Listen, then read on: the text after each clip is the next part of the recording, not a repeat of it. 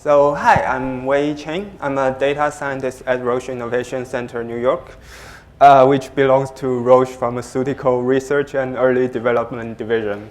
I got that right. So what we do is basically R&D. We're trying to find innovative way to improve our drug discovery process.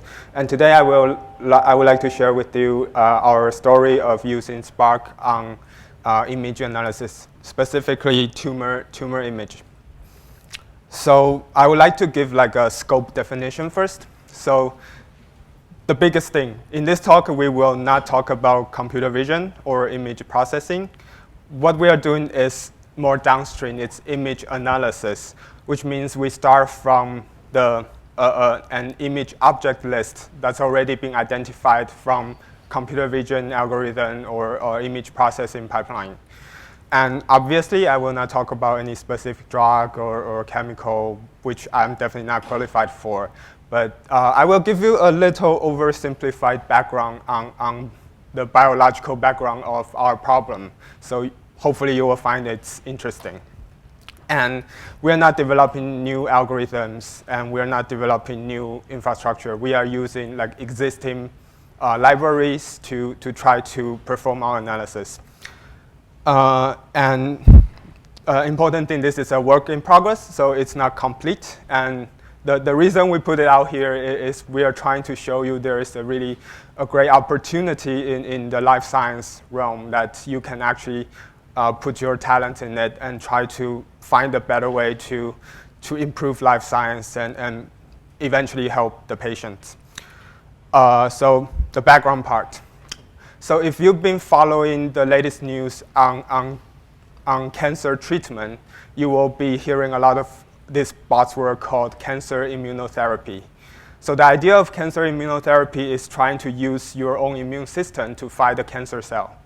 And in order to do that, basically, we need to first understand the interactions between immune cells and the cancer cells. And it has been like the top priority of researchers around the world that they are trying to find how can we better understand this so we can utilize this and eventually to treat cancer. And it has been proved its efficacy in several different types of cancer, including melanoma, which is a type of skin cancer, and some type of kidney cancer, and also a certain types of lung cancer as well. And it has like very little side effects because you are using your own immune system, not injecting like external chemical compound. And this is how currently we try to understand the interactions between the cancer cells and immune cells. So imagine you have a tumor and you will take a very small sample out of it, and then we will try to slice these samples into very thin slices. So you can put it under a microscope. And then they will try to stain it with different markers that you are interested in. For example, if you are interested in, we might stain it for blood vessel. They have a specific stain for that. Or you might be interested in, as here, we are interested in immune cells. So you will stain it for a specific type of immune cell marker, which is the genes that's specifically expressed by immune cells. Or you might be interested in where the cancer cells are located, so you will stain for the markers that express specifically by the cancer cell. And once you have all that, then you will put them all together, then you will have a unified coordinate system for each of these image objects. So you will know the distribution of these image objects across your tumor. And then you put these images in the database, and as I will show you later, for each tumor, you will basically have like millions of objects. So that's why the Spark comes in. And the grand vision of analyzing this image object data is that once we have all those data and we can quantitatively profiling those image objects, then we can provide a more unbiased way, more unbiased information to the scientist or to the oncologist, so they can have unbiased information to make informed decisions. So here we can go from, as you can see in the picture, we can go from a sample, which is on the lower left side. We can go from a tumor sample to, we used to have like a nice digitalized picture of the scans. Then you can zoom in, zoom out, and you can go through it. And what's better, then we can have an even better a quantified view of what's your distribution of your tumor's objects is like. So you can start asking the question, is your immune cells all clustered together close into the blood vessel, or are they like have a well mixture with your cancer cells? So we in pharma, we like to do what we call a proof of concept, or POC. So we were given this test data set of 57 blocks or 57 tumors of 3 different cancer types. And we are trying to run our spatial analysis on them. And as I mentioned, each one tumor will have 6 to 7 different slides, and they will stand with different things. And as you can see in the scatter plot, the number of objects ranges from almost nothing in your tumor to almost 3 million in one tumor. And it's like almost nicely linearly correlated with the area of your tumor. And first, let's define what kind of distance we are interested in, what kind of stuff we want to calculate. So it just makes sense, since the object in our images, they might not all be just points. For example, the blood vessel, they could be a polygon of a various shape. And or say you might have different standing, which they will be definitely irregular. So we will have different polygons, and this, so we want to calculate the distance between those polygons. And it just makes sense, we just calculate the shortest distance between the out contour of these 2 polygons. So which is the red distance d here. So this is the kind of distance that we are interested in. And as you will see that we have like millions of objects, and if you want to calculate all pairwise of distance between millions of objects, that's basically quite prohibitive. So a compromise is you put a window around each one of your objects, then you just calculate the exact distance between all those objects within that window. So as you can see the figure here, we just put like a window of R and calculate everything within it. And with that, we can basically significantly reduce the computational complexity. And fortunately, this is not like a totally new problem. This, if any one of you has been working on image analysis before, this is like a very traditional problem. And the nice thing is that we have found like a nice library called Spatial Spark, which was created by my fellow New Yorker, Dr. Yu and Professor Zhang. So they have been bring in the already existing Java libraries of spatial analysis functions in their package, and they put on top of it the function that utilizing the power of Spark. So basically, if you have ever been processing the images, you know, if you have a very big image, you will basically put them into small tiles. So you will separate the object into different small tiles. And then what they did is basically you can distribute all these tiles across your cluster. So whenever you are trying to query something, or you are trying to calculate, say, distance, then it basically just works within each workers located in each computational node. So you don't have to go across and do a lot of different computations. It's like almost perfectly parallelized. And they also have provided different strategies for partitioning. And eventually what we choose is this one called a sortile partitioning, which has a better efficiency in terms of duplication. You don't duplicate your object too many times, and you can cover the whole thing. And like a recap, this is basically our problem in terms of pipeline. So we start from an object list that contains a unique object ID and what type of object it is, say a T cell or blood vessel. And which is not shown here is we also have like the coordinates. Where did it located? If it's a polygon, then you will have basically hundreds of points or thousands of points that create a perfect contour. And then we load everything into Hadoop and in the Parquet format, so we can easily load them and more efficiently query them. And we use Spark to load the Parquet file and use Spatial Spark to calculate the distances. And we will create like a huge distance pair list, which contains the 2 different unique object IDs and then the exact distance that within a certain window that you set. And as you can see, we have the distance pair size will be like very huge. So we directly load it back to Hadoop, and then we can start to do real analyze on them. We can start analyzing the distribution, etc. So at that time, we are basically using Impala because it has like an ODBC connection. Then you can load it into Python. But of course, there are much more different technology now. So this is kind of a quick snapshot on how the Spatial Spark performs on calculating distances. So one thing that you will probably notice is that the time complexity basically is linear to the number of objects. And if you think about it, that quite makes sense because we are just calculating a window around it. And there are only so many objects that you can put into that window. So it's linear to the number of objects in your tumor. And it's quite nice because basically before this, we have no way to really calculate everything, every distance that we're interested in the tumor.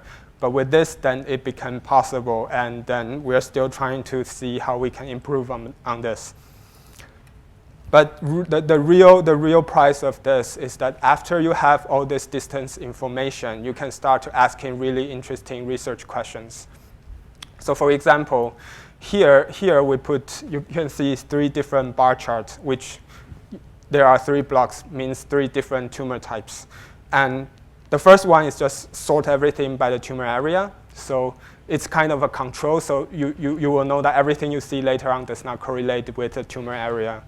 And then the second one gives you the area of a certain cancer biomarker staining, which means it's kind of like how much space your cancer cells are occupying. And the third one is the most interesting one. It shows you the co-localization density of the immune cell. One of the most well-known immune cells is called T cells. So we are showing the co-localization density of the T cells per millimeter square of the cancer staining, which means per millimeter cancer staining, how many of the T cell you will see co-localized with your cancer cells. So if you have a lot of that, like on the right side, you can see we have 25,000 T cells that co-localize with your cancer area. That means your cancer cell is well mixtured with your T cell, which might implies something that it might have like promising property for immunotherapy, or then we can start to correlate that with like clinical information. Is the patient has like prolonged survival, or do they have a better response to our immunotherapy? So that raised a whole lot of questions, and interesting question that we can start research on. Another way to look at this is we know that the lymph cell, the immune cells, they travel by either a blood vessel or another vessel called lymph vessel. Then we can start calculating what's the distribution of the minimum distance between your immune cells to your blood vessel or lymph vessel. Then you can create a distribution chart like this. So again, first the top chart just show you all the tumor area ranked by the tumor area to show you it's not correlated with anything you show later. And then you can see some tumor will have a more darker distribution, which means they are more closer to the blood vessel. And you will have some tumor that has very high light bars, which means they are all far away from the blood vessel. That also raises an interesting question: are they moving away? Why are they moving more away from the vessel? Does that mean they have like better infiltration, or so they might also have better prognosis? And if you start to plot the median for each of those distribution, you can then start to compare across different tumors. whether is there any significant difference between different tumor types, that certain has a better immune infiltration and certain type have not so much immune infiltration. So here in the box plot, you can see the cancer C, the type C, they have much higher wide range distribution in terms of the immune travel distance, I would say. So it could be that this cancer type could be a promising type for immune response. So furthermore, once we have all the distance distribution, the quite reasonable thing to do next is to do clustering. So we are using this algorithm called DBSCAN, which in a nutshell is like, what it does is for each object, it will start to look for all its neighbors. And if the number of neighbors this object has exceeded a threshold, you say minimum number of neighbors, then you will define it as a cluster. And starting from this cluster, you will find more neighbors to put it into the cluster. And it's kind of like you will have a linked graph. And you will eventually, for each picture, you will have like a limited number of this kind of all linked graph. And those distinct linked graph will become your number of clusters. And if you think about the process, it's very similar to what we did for the distance calculation. So for distance calculation, we also for each object we put a window around it. We say we only calculate the distance around this. So it's like a quite match with what we have already done. And since we already store everything in the Hadoop in Parquet, so we can easily pull that out and use that to create new clusters. So this is kind of also, you can see the runtime of DBSCAN after you already calculate all those distance. It's like nicely linear correlated with the number of objects. And it only takes like 10 minutes. By the way, we're using a very small cluster, so 10 minutes already like wonderful for us. So it only takes like 10 minutes to do like 3 million objects clustering. And that's basically what we are right now. And once you have all this cluster, you start, again, you have a whole lot of different type of questions that you would like to answer. For example, do you have, is your cluster like mixture of cancer cells and lymph cells? Or is your cluster always you only have immune cell in your cluster and you have several different clusters of that, which means your immune cell, for some reason, they are not spreading, and you might want to do something to make them spread. And that basically brings out that you have a lot of new questions to try to answer, but on the other hand, you also have a lot of different new features to try to use them to predict how well your tumor will respond to your cancer immunotherapy, or what's the prognosis might be, or what's, say, overall survival might be. So we're still on our way. We still need a lot of things to do. We need a better systematic correlation with clinical information. And we can also try to bring in genomic data, which we can start to compare how does the immune cell density correlate with the genomic profiling that we've seen. Are they positively correlated, or are they very different? And if they are different, why? And then once we have shown that this kind of spatial information really helps in a clinical setting, then we can start scale up, really think about the technical side here, try to scale up and link it to the upstream. As I said, we are currently doing computer vision in a totally isolated pipeline. We can start try to bring it in and maybe integrate into Spark, etc. And then eventually we will have that grand vision that we have a nice UI interface that provide all the quantitative information for the doctors or professors. So finally, just to acknowledge a few names. Siti Chok-Zesene, Xin Yang, and Panman are my colleagues in Roche, New York. And Zai used to be our contractor. He now has left Roche, and he has a cool genomic company called Novocraft. And our Ivan is from Basel. He does all the cluster administration, and he's very helpful on that. And Angelica, Gillen, and Julian has helped on the image analysis part, and they the first two, they were based also in Munich as Franziska. And Professor Zhang and Yu, they are from CUNY, and they basically, the Spatial Spark is basically an open library, open source library. You can get it and you can clone it and you can try it out yourself. It's already quite completed. We are just adding a few things so it can fit our data. And this is what we like. This is like our model in Roche R&D. We say we are doing now what patient needs next. So we are bringing this new stuff we are doing to the community, and hopefully we can excite more and more discussion on this.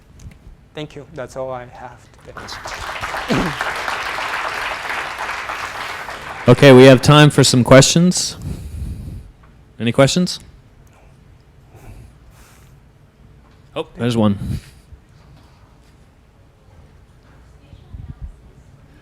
Here, I'll bring the mic to you, sorry. For your spatial analysis, are you using any type of spatial indexing to speed up the performance of the spatial joins? For this, no, because basically we are still using what Spatial Spark is providing. And what they are providing is basically you put all the coordinate in there, and they will do the tile sorting. And Spatial Spark actually also providing the index function, so you can do that and store it somewhere. But since we are doing it all together, so we didn't do in the two-stage ways. More questions? Nope. That's very nice of you. In relation to this, I wonder if you have tried to compare it to something like a database with a spatial indices like Postgres or Oracle or so. That's a very good question. So that's currently actually the biggest concerning we have right now. So on the German side, we have the Oracle Spatial that they are actually still building up, and they are still in doing all the necessary pipeline setup, etc. But once they have the data, we will then decide like which one's better. Because on the other hand, you also see that you need to move the data from another database to Hadoop. That's also a big issue. So we are on the process of that. Any more questions? All right, thanks again. Thank you.